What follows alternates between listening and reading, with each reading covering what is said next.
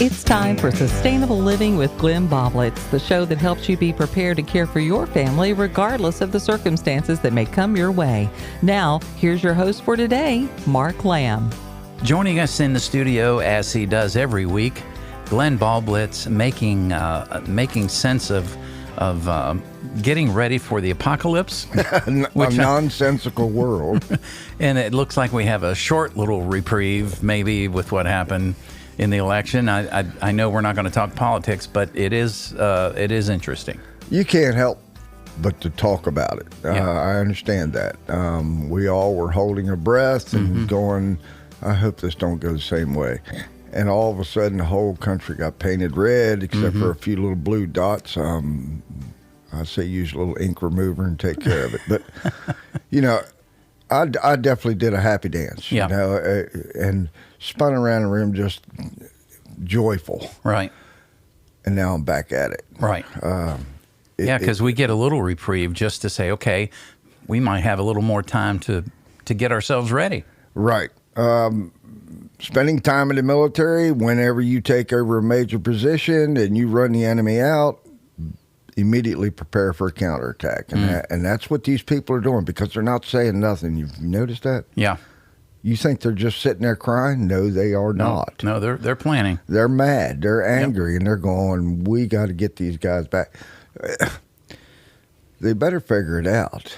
The whole country was painted red. They're not happy with them. But that doesn't, you can't stop evil that easily. So just, you know, keep your head on a swivel. All things good things. Trump is going to set the world on fire with the things that he wants done. And they're all for us. Right. Remember that. Yeah. Yeah, it's going to tick off a bunch of people, but it's best for what's best for this country. Yeah. So hold on to your seats, you know. Yeah.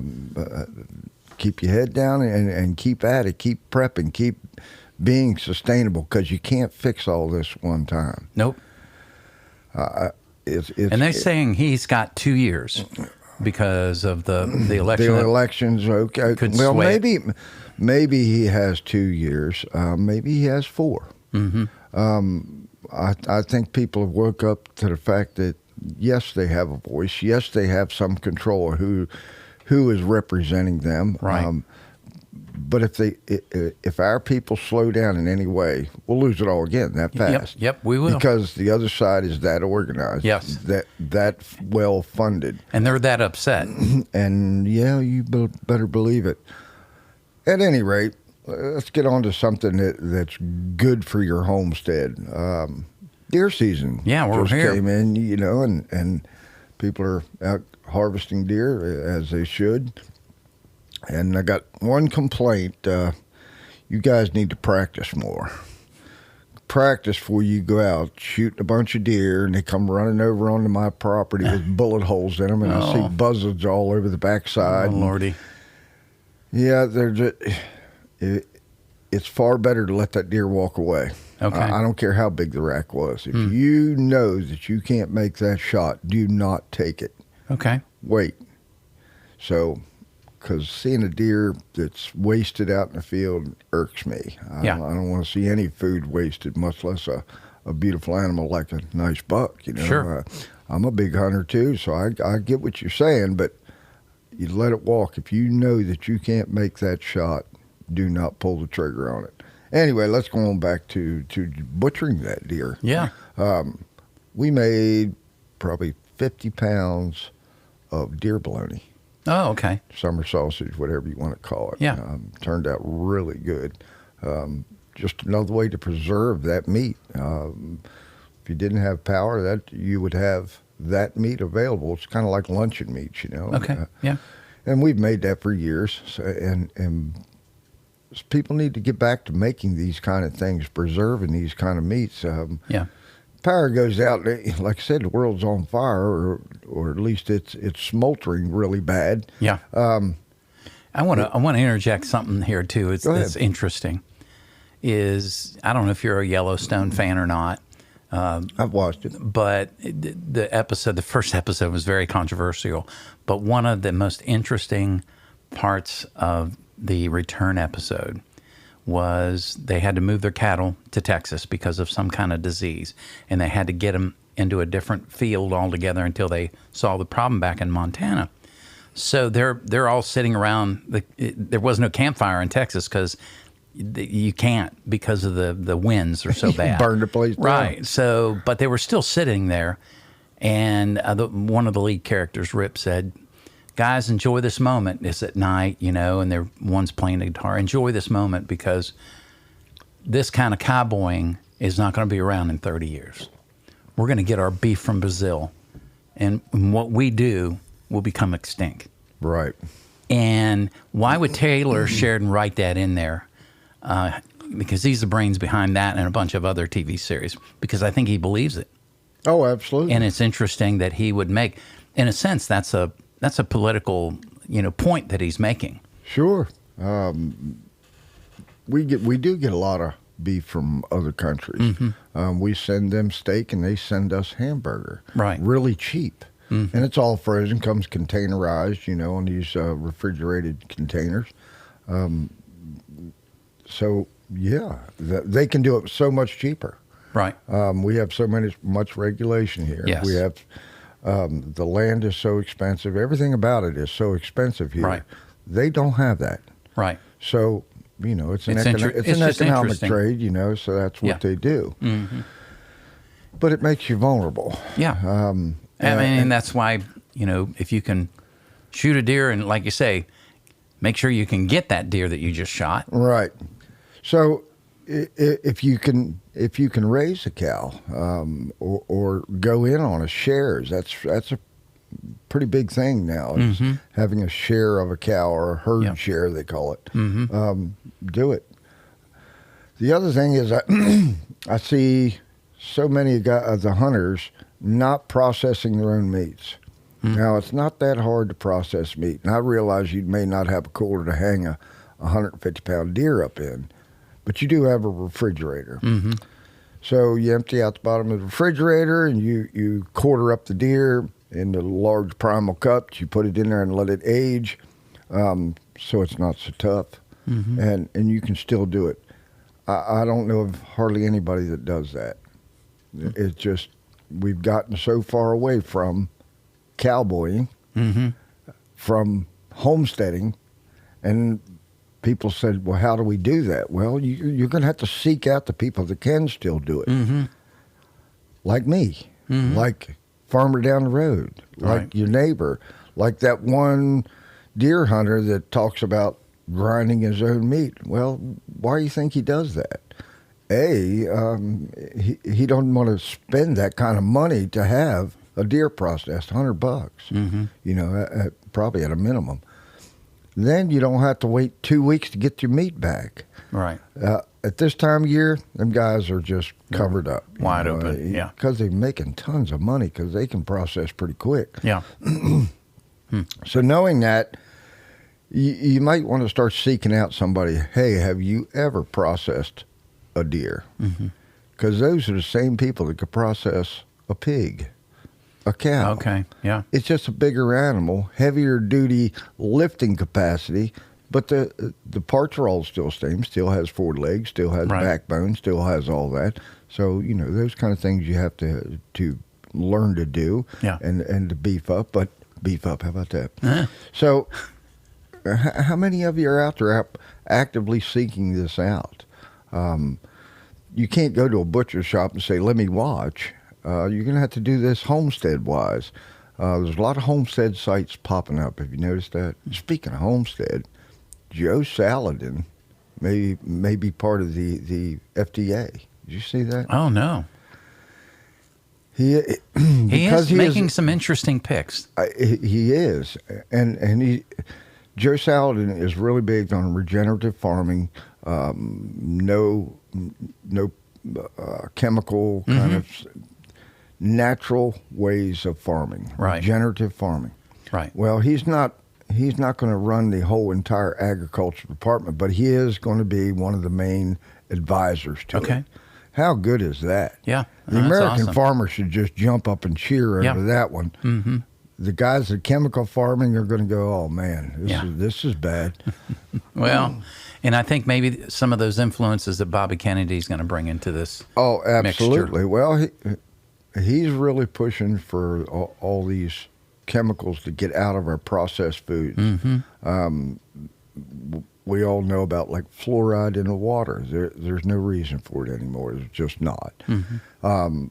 All the food colorings that are carcinogenic and all that kind of stuff that were going to our kids at their most vulnerable stage. Yeah, well, they're developing. Yeah, Fruit Loops with every color that in the rainbow there that is the worst for you. And we're feeding all those kind of stuff to our kids. We shouldn't do that. Mm-hmm. But at any rate, I digress on that. But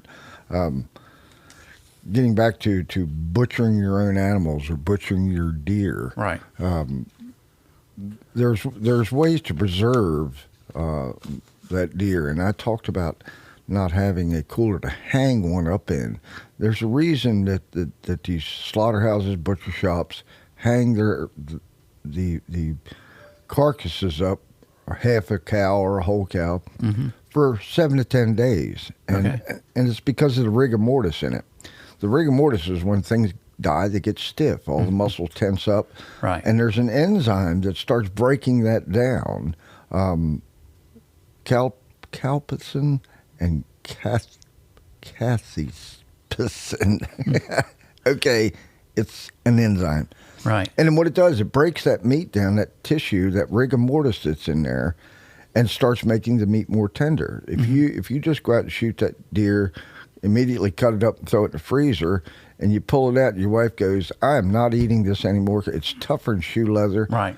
It never had a chance to break down that rigor mortis in it. Mm-hmm.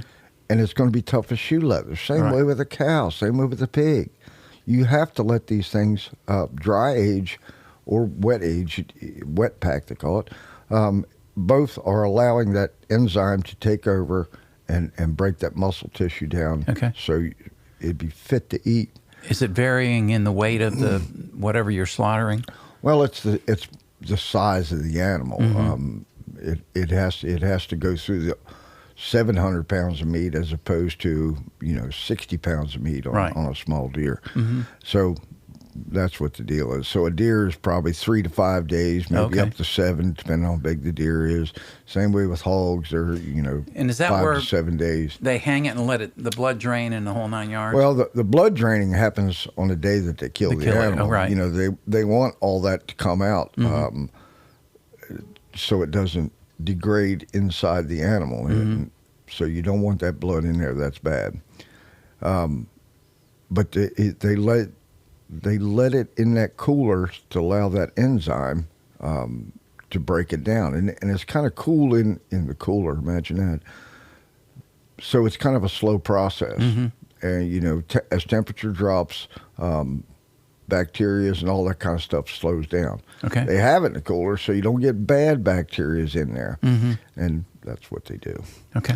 So when they're doing that in that cooler, if you have a refrigerator or a walk-in cooler, temperatures ought to be about 33 to 38 degrees is ideal. You don't want it to get below freezing or all that process stops. Oh, okay. And you would have to leave it in there a month. But if you can keep it in that cooler at 33 above freezing to about 38 degrees, that's ideal. And that gives a chance for that muscle protein to get broke down by the enzymes and to make it much more tender. It's totally different. You've seen commercials or videos about aged steaks, and they're kind of burgundy color. It's because they've lost a lot of their water, and the enzymes are broken down, and that's what's happening. Some people will pack their deer on ice, and it kind of blanches out the meat and looks kind of pinkish. So it's not quite as appealing. Okay. So time will influence the factor of how tender your meat is. If you can afford or have the space to leave it in there that full 7 days, the quality of the meat, the texture of the meat, and the flavor of the meat is going to be different. And that's, as I said, it's referred to as aging. some of the big primal cuts that they produce for beef, especially for a high-end restaurant industry, they may be aged for weeks. Oh, wow. And you pay for that. Yeah. Because it costs to run these coolers. It costs to run a refrigerator. Sure. Nowhere near the amount as it costs to run a cooler. Yeah, I just, a friend of ours took us out to a nice place here recently, and I mean, you could almost, that thing was 1.25 inches thick. You could almost cut it with a knife. It was just so tender. Stop. I have not had breakfast. Stop. Okay, sorry. I mean, it wasn't cheap either, and he was wanting. I don't want cheap. That. I mean, there is things that I want to be inexpensive. Right. But I'm all about the quality of food. So, I mean, if cheap was my primary concern, I would not be growing my own vegetables. Right. I want quality. I had this when you said that thing was probably then put in a cooler for quite a while. Correct. You know, and it was properly aged, properly taken care of. Yeah. The humidity was right. All those kind of things, and the quality come out showing you. Yeah. As I said, I want quality. I want, and if somebody's taking the time to do that on the butchering side, did they do that on when the animal was alive? More than likely, because he knows that this farmer's got this market that they say, we will pay you top dollar for top quality beef. Yeah. When you do that, it's more than likely one of these guys like Joe Saladin that doesn't have a chemical-laden farm. They're not in some giant feedlot with thousands of other cows standing knee-deep in muck and poop. Yeah. That's, they don't allow you to take a picture of a feedlot anymore, right? No, I did not. Yes. You can be arrested. Now, why do you think that is? Because they don't want to see the conditions. People seeing the conditions that their food is being stored in, grown in, they would go, I don't want that. Yeah. Okay, well. That makes sense. I can wave that flag all day long. Now, we talked about dry aging in a cooler, but they do this commercially also called wet pack. Now, the color of a piece of meat that is wet packed in a vacuum packed, sealed bag or however they choose to pack it up, but it's sealed up so bacteria doesn't get it. But they can stack a lot more into a cooler because it doesn't have to hang, doesn't have air circulation. It's called wet packing, and the color's a little off because there's no oxygen getting into it, so it's kind of a bluish tint. And then when it goes to a store, they spray a coloring on it. Yeah, you told me that. Yeah, our food is so out of whack for what's good. You will pick up an iron taste, too, for wet packing. Now, they'll store that for the 7 to 10 days, so the rigor mortis goes out of it. So that's good as far as the texture and the toughness of the meat. And it doesn't lose as much water, which is dollars to those. Right. Because you do lose about, anywhere from 8 to 20% in water weight when you dry age. Yeah. Right? So, they're going, wow, for every ounce of water we've lost another $1. And they go, can't have that. So just leave it in there. Right. Now, some unscrupulous grocers will, on their hamburger, will add things to the hamburger. Now, you have to have some fat in there. Right. But they add 20%, which is not a bad burger, but if they're starting to add 30% and you cook your burger and it shrinks up to a little knot, they just sold you a bunch of fat at steak prices. Right, which would, hurt your wallet. Sure. Then they add water. Did you know that? Did not know that. They will add 15 to 20% water to it. That's why it's kind of mushy when you get it out of the pack. Okay. Now, water don't cost them a dime. No. And then when you fry it up, you see the water sizzling. Yes. And then the thing shrinks. You've paid $6 to $14 a pound for water. That's not good. You see all the reasons why you want to go local with your food? Sure. Right. You know, when I fry up a burger from a beef that I've butchered, it doesn't do that. Right. Right. Dry aged, and it's the way it is. Mm. I'm not paying for that. I'm not going to pay for that. Right. And I've pretty much quit eating all pork out of the store. Now, I'm not going to say which store, any store. I just don't buy it from the store. And you know why that is? They've started giving MNRA shots to the pigs. Okay. Now, wait a minute. That's the... Yes, it no, is. No. That's not the same thing as... If it's MNRA, it's the same technology. The jab. Yes. The jab they gave us during COVID. So, and they proved that spike protein can be transferred over and get into your body. Sure. Now, you call me conspiracy if you want, but, you know, I'm done with that. So this is pigs. Pigs. Okay. It hasn't started in the beef that I know of.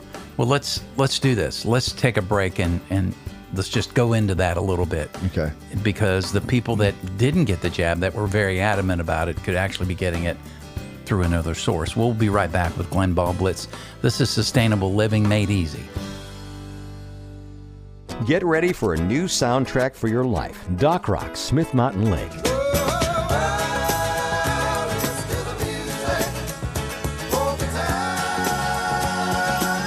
It's music that'll take away your troubles for a while. That's what I'm talking about! Wake up with Janet and Mark on the Morning Jam. They'll keep you informed and encouraged, and we all need more of that.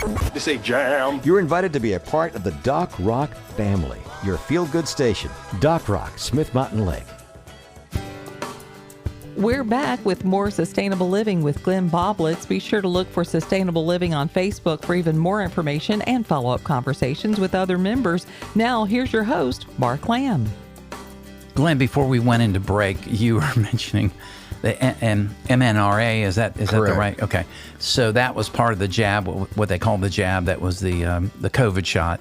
And I had heard through, it might have been Glenn Beck, because Glenn Beck, one of his sponsors is one of the pure beef companies that's out there. And he said they're going, and that's the guy that told Glenn. I mean, so I heard this well over a year ago that they were thinking about that, adding that into the meat supply. Right. And there's been lots of reports coming out that this spike protein can be transferred from one animal to another when you digest it. Right. Now, I went through a lot of crap through some of my work that, no, I'm not taking that jab. And all of a sudden now I'm going to eat the jab. Right, you're going to eat the jab. Yeah, you're going to get it one way or the other. No. So, and it's darn inconvenient because we're running low on pork, but that's okay. I've got some pigs coming. And so I'm going to fix that problem.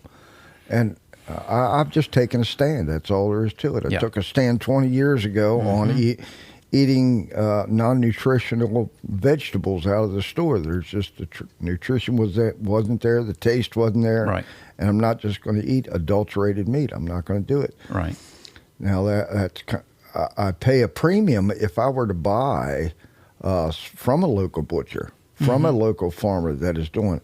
They are getting premium dollars for their beef and their pork, as they should. They are spending much more money to produce that pound of burger or that steak or that hog or ham or whatever they're producing. Right. And I'll give a shout out to Triple Oak Farms. He's not the cheapest guy, but boy, the quality's there. Yeah. So I don't mind that he says it costs X number of dollars for this steak. But I know his farm is producing quality animals humanely. And he's doing the best job he can for me because I'm asking for that quality meat. And that's where we're at. So start asking around about these herd shares. It's a little silly and complicated, but you have to sign up for like a contract. And it's to keep the farmer out of trouble, keep the slaughterhouse out of trouble, because they have to produce this paperwork or they'll shut them down. Right. I mean, they're shutting all these Amish farmers down, and boy, they have had it. Well, Did you know that the Amish farmers 80,000 Amish went out and voted in Pennsylvania. First time. First time. They don't have a telephone, and they Right. said, we're going to vote this year. Right. And I wonder who they voted for. Yeah. Glenn Beck said this morning, even my cat voted Republican this year. He said, if I had a dog and it voted Republican, voted Democrat, he said, I love him, but I'd have to sell him. But, I thought it was funny. But anyway, back to just the quality of the food that we're putting in our bodies. I mean, if you've got kids, you better wake up to the fact that this processed food is terrible for the for children, and young and old. It's just bad for you, and we just mindlessly eat it because why? It's usually cheaper. Now, it's only cheaper today. In the future, when you get sick, Right. it's not as cheap. It's going to cost you. And there's all kind of chemicals and glyphosates, and you just keep. That's what Kennedy is reeling against. Yeah. There is certain standards that they say you can't have this much glyphosate in this food, and they look at a daily serving of it, and you go, okay, that's below the standard. That's okay to use. But what if you eat that type of food consistently? Right. That's where the issue is. It's not the amount you eat It's in a one cumulative serving effect. one time. Right. It's the cumulative effect that's killing people and causing all the diseases. Right. But we can go on that for years. Oh, I know. But knowing how to do it yourself. And I'm not sure why we're not helping our local farmers as much as we should. I mean, not everybody can afford a $14 steak. Right. But if you went to that farmer, especially if he's down the road or whatever, and say, hey, I do carpentry work. There is not a farmer out there that doesn't need something fixed. Something done, right. And regardless of what your skills are, there is a tradable thing that you can do with that. Most farmers will do anything for you if you get to know them. Yeah, sure. And, if you're just using him up, that's what he is. He's just a business then, right. Which is foolish to do. Yeah. But if you know someone that is just butchering for their family, and you said, next time you butcher, I'll come help. Yeah. Now I'll do whatever. Right. There is a tradition that's going on. If you come to help butcher, you will walk away with a piece of meat. It may not be a 20-pound slab, but let's say you just get one piece of T-bone steak. T-bone steak. Oh, man. Well, I can tell you this. You're going to appreciate that T-bone steak a lot more because you understand the process. Yeah, you put a little sweat equity into it, and you've got to know the farmer. And more than likely, you'll go back. Yeah. For the experience of it. Sure. And butchering is not the most glamorous of jobs. Right. But it's as natural as it comes. Right. Don't freak out over it. There's going to be blood the day they kill the cow. Right. But if you don't like that part, just don't go that day. Go to the day when they pull it out of the cooler after 10 days, and go do the butchering, the wrapping. Watch them how they cut it up. And most people go, "Well, I don't know how to cut it up." Well, get a book. Right. What's the book that we referred to some months ago? Yeah, and it's called Butchering. Imagine that. By Adam Dandorf. Excellent book, lots of pictures, very good explanation, some technical stuff in there about all the chemicals and the enzyme reaction. Read it, familiarize yourself with it, and then go to the part where and they have charts on how to cut that thing up. Right. And it shows you where your steaks come from. You should know where your food comes from. Or you should know what part of the cow it comes from. Right. Get that book. We'd be surprised if you just participate a couple times. You go, wow, I believe I could do that. Now, when I first started butchering, we had a handsaw. That's what we cut with. Is the, I guess the initial thing to get over is what? Just the idea of the blood or the. Well, yeah, when some people shoot the cows, some people knock them out. Right. How it's done, you'll have to see that. Right. A lot of people will just take a 22 Magnum, shoot the cow between the eyes in the proper spot. Right. The cow, it doesn't actually kill the cow right away. It knocks it out. Okay. No pain, no gain. And then that's when they would cut the throat, hang it up to let it bleed out. Okay. Now, that is, it's not cruel and unusual. Right. In fact, it's very quick. The cow feels no pain because he is out like a light. Okay.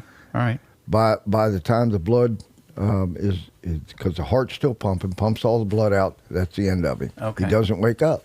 Okay. So there's not a whole lot of screaming and crying here. So it's very quick and efficient. To do it otherwise is a sin. Right. That animal should not suffer. Right. Okay, so we've done that, and you skin it out, and you open it up, and there's the intestines. Now, some of the internal organs are edible. Okay. You know, heart, liver, everybody's seen all that kind of stuff. Yep. And back in my day, we took the stomach lining, tripe it's called. Tripe. Tripe, stuffed Interesting. tripe. That's a high dollar meal, whether you know Really? it or not. Boy, It's just the stomach, and they turn it inside out and clean it, obviously, really, really good. So you can do all this stuff, like stuffed cow's heart. That's pretty good.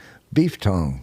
Yeah. Well, I've seen that over at FNL. Now, look here. You have to skin that thing. Do not bake it, because it'll turn up like an elf shoe, and you'll go, I am not eating that. Done properly, it is very good. I don't mean to laugh. You can't help it. I mean, and the thing, you know, and it's about 16 inches long, but it's a heck of a slab of meat. It's Right. 3 to 4 pounds of meat. Would you throw 3 to 4 pounds of meat away just because you have never seen it before? Right. Okay, well, you know, some people have never seen a squirrel skinned. You know, you go, True. okay. But after somebody has cooked it and put it on your plate, you go, wow, that's really good. You got any more? Yep, out the front yard. So don't wig out over all that kind of stuff. If you don't like that part of it, okay, that's fine. Like I said, go back to the butchering part. And when you come back, if you've got a herd share, you can actually ask for those parts, because most people do not. Yeah. You know, and that's actually becoming a high dollar item on some of these local butcher shops. They call it offal. Okay. So you have oxtail, the tail of the cow, you know, and that's pretty large, and they make soups out of it. Okay. Oxtail soup. I mean, all the things I'm talking about. If you went to a high dollar restaurant in New York, they call it something else. Right. Put a French name on it, and you just spent $25 Right. on a bowl of soup, Oh, geez. oxtail soup. Right. But that's a cow's tail. Right. Okay, you know, and I forget what tongue, like escargot, you know, that's a snail. Let's get that right. Right. And what do they call the shoot? What's the sea monster with the 8 legs? Octopus. Calamari. Calamari sounds much better. Oh, it does, doesn't it? Right. I still don't like it. But it's, you know, it's a octopus. But that, all this kind of stuff, you know, I've eaten since a kid. Right. And it's all good proteins, you know. Sure. Like liver. It is full of iron. Yeah. Which is really good, you know. I can remember my Doc France, it was an old country doctor, would tell the ladies after they've had a child to eat liver. To build their iron back up. Okay. Because pregnancy takes a lot of vitamins out of it, and iron is one of them. So, and that's where people get anemia. Okay. Is a lack of iron. Yeah. So, well, it's low blood too, but iron is what builds your blood back up. Mm-hmm. So that's your nutrition lesson. Yeah. But preserving the meats, whether you're freezing it or drying it, making jerky, you know, somebody that's harvested a deer, you know, you speak the word jerky and their eyes light up, because everybody loves jerky. Sure. It doesn't last a long time outside of a unrefrigerated, but it will last a while. But you have to have some type of preservative. We talked about prog powder number 1, prog powder number 2, and that is in the raw form of the preservative, and if you do it wrong, too much of it, it will make you sick. Okay. But if you follow the instructions and all that kind of stuff, or you can just buy the premix. Okay. Now, the one we've used pretty successfully is called Morton's Tender Quick. Okay. Now, that has the proper amount of salt, the proper amount of potassium nitrates in it, and that is for like sausages and things that you're going to either A, cook immediately and then refrigerate, or you're going to make into sausage links and put it in the freezer. All right. Or refrigerator, whatever. But sausages, breakfast sausages, you need some type of preservative in there to keep that from going bad. So now, and this also has like brown sugars and things into it. So there's a lot of seasoning in this quick mix that you can buy, pre-mix. Okay. And if you've never done it before, I would suggest that you use those kind of things. Now, there's several other, McCormick has several brands for different types of stuff, just like the deer bologna. There's actually summer sausage, and Lebanon these are things bologna. you can buy in store. Absolutely. You can order them offline.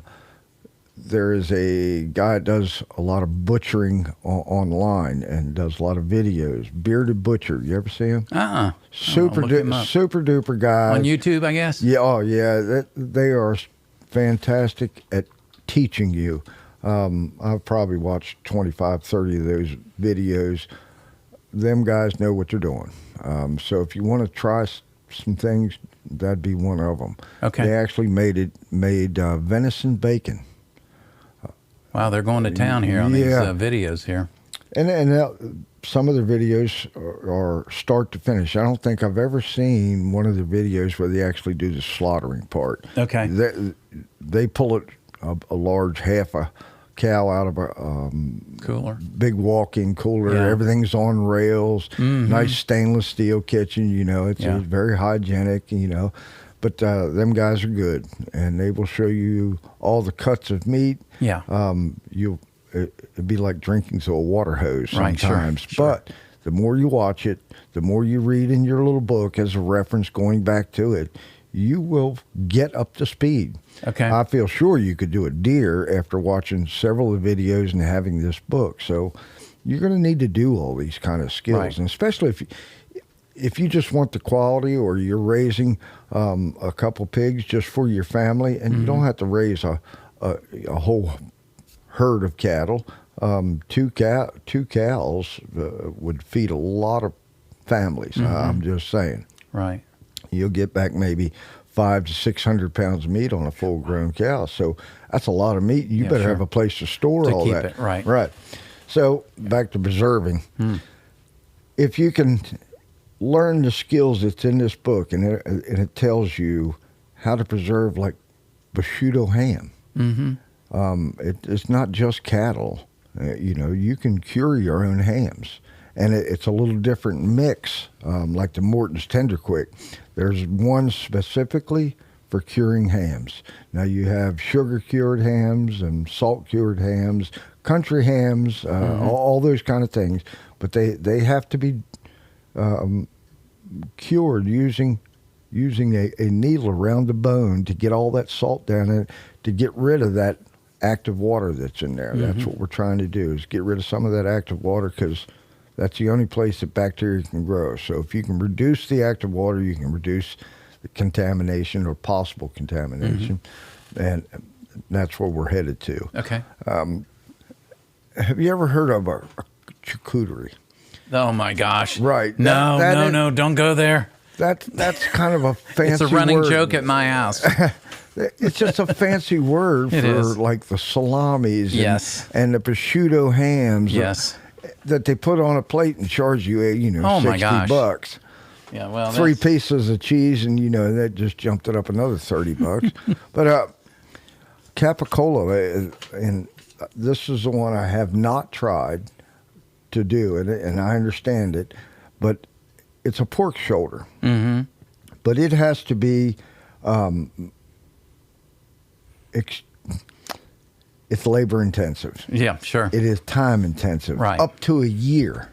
Wow. to cure this thing out, the whole shoulder. Jeez. But it's called capicola. Okay. Now, that is a high dollar piece of meat. Right. $50, $60, $100 a pound. Yeah.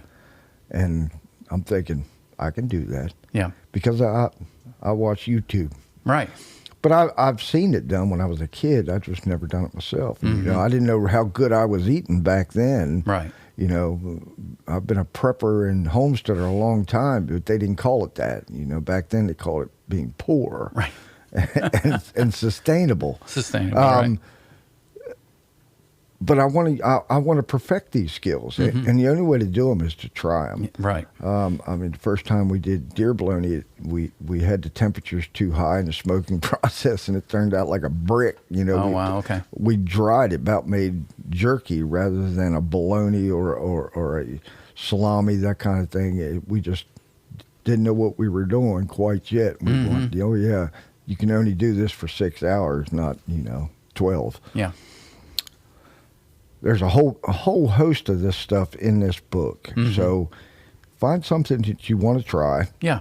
And give it a whack. I mean, I wouldn't recommend trying 100 pounds at a time, but No, 5 pounds a at a little time. costly. Five pounds at a time is very doable. There is some tools for doing like sausages that you would have to buy. A sausage stuffer. Okay. Now it is nothing more than a like a little can that about the size of a Crisco can that you put your meat in. Takes about 3 pounds in it, and it's got a screw in the top with a plate. So you run the screw down, it squishes the meat, and it comes shooting out a little tube. Right. Well, they have these things called casings. That's that wrap that's on all sausages. Right. You slide that up, and it starts filling it up like a water balloon would do. So and what are the twist it and tie it and all that good stuff. So the casings can be manufactured, or are they part of the I heard that they use part of the animal for the casings. Right. Is that right?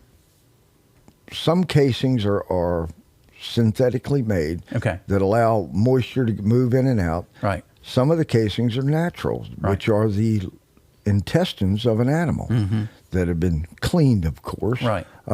Which is a whole nother thing. I mean, if you're doing that, you are really into the homesteading thing. Right. The smaller intestines is what they used for smaller sausages.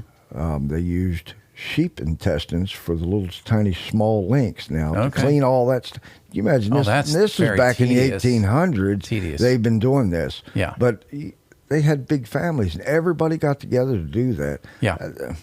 That's what I kind of miss as an adult now, especially at my age.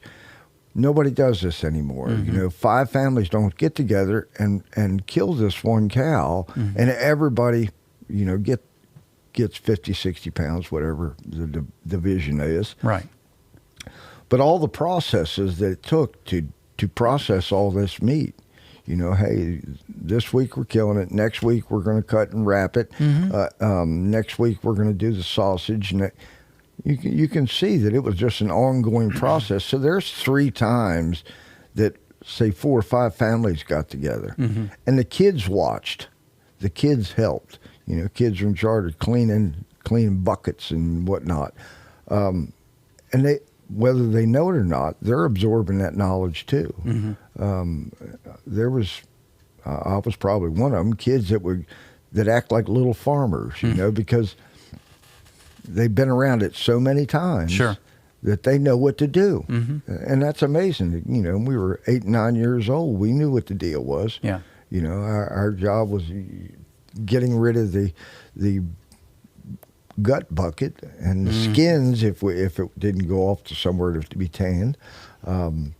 We just knew what that job was. Then when the hamburger was being ground, some of the ladies would be putting it into the grinder, and the other people be taking it out, measuring it out.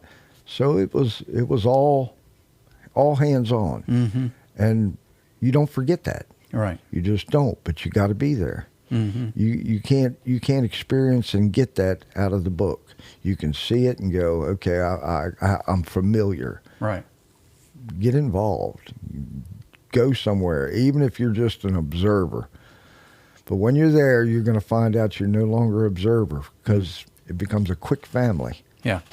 And I don't think we get together for really anything anymore like that.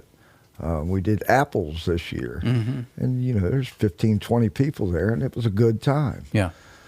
And that builds relationships. Oh, and sure. I think we're all kind of living separately. Community. And, and we can't live separately anymore because our resources are getting lower and much more expensive. I mean, that's what we're trying to do here is to make it so you can have the good quality food.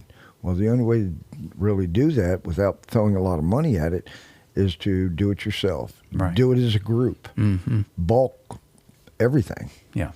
If you can buy 100 pounds of oats and split it up between 3 people, you'll probably cut your cost by about 30-40%.